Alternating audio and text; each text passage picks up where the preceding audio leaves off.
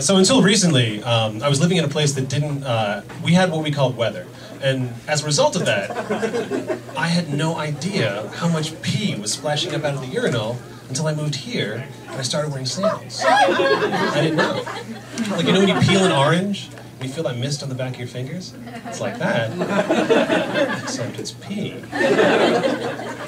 Also, I found out that despite being from New York, I'm an optimist, and I know that because every time I walk into a public restroom, I'm genuinely surprised when it smells like the things that people do in those.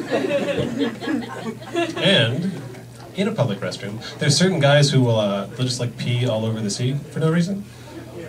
Don't be that guy. It's really easy. Don't be that guy. I am not the kind of guy who will pee all over a toilet seat in a public restroom for no reason. However, if I see poop on the seat, which can happen, especially if you're just like test driving that crouching tiger technique that every woman knows, can happen. So when I do encounter like a brown surprise on the toilet seat of a public restroom, as this courtesy to the next customer, I will absolutely pee all over that seat and rinse off as much as I can. Because in Fight Club I learned that urine is sterile, and I just want to do my part because it takes a village to clean a stall. And I apologize.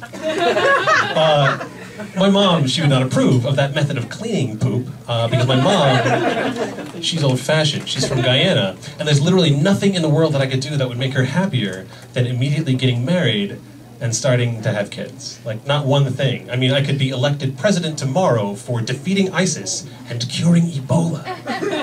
And the first thing she would say to me is, James! Oh, son. When are you gonna give me some grandchildren? Which isn't even right, because she already has 2. That's just greedy. And I remember my nephews, both of them, they started out these just adorable, useless, like high-maintenance little monsters. And I've watched them grow into intelligent, like, young adults, capable of great things, like getting me stuff out of the fridge when I visit my sister. It's beautiful. I love children. They're fucking amazing. I just don't want my own.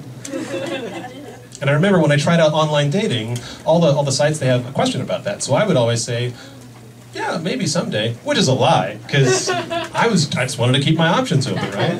And I actually think I'd make a pretty good father. The thing is, I think I'd be really good at lots of stuff that I have no interest in doing. Like, I could be in the 99th percentile of toll booth operators. Or smashing my fingers in a car door repeatedly, but I don't want to do that. And for some reason, having children is one thing where your friends and complete strangers feel totally cool giving you shit for not doing it, if your reason is, I don't want to do that. I have an iPhone 5. It's fucking amazing. And when I tell people, you know what? I don't even know if I'm going to get the iPhone 6. All I get is positivity and encouragement. People say things to me like, oh yeah, you know what? The 6 would be great. But hey, if the 5 is doing everything you need, and you're not even on a contract, well, why would you want to sign up and get yourself into a long-term expensive commitment? You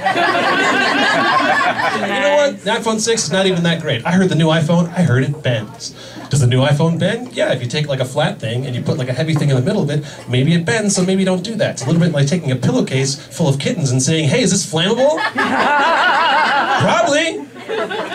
Maybe don't set it on fire though, because hey, kittens. The babies, and my friends and family, especially the ones that already have their own, they give me negativity and disappointment when they look at me. I get these looks of disapproval, like they just found me like passed out, drunk, at 10 o'clock in the morning in their driveway. It's like 1 part empathy, and then 3 parts disdain. Maybe a little splash of like, oh, there, but for the grace of God, go on. Maybe a nice little sigh for a garnish, just one of these, just... It's like a holier-than-thou cocktail, which is not delicious. And nobody orders that. And, spoiler alert, for the first few years of every child's life, pretty much all they can do is keep you awake and turn stuff into poop. And my current method of cleaning up poop, it's really only appropriate in the public restroom. Thanks a lot, guys.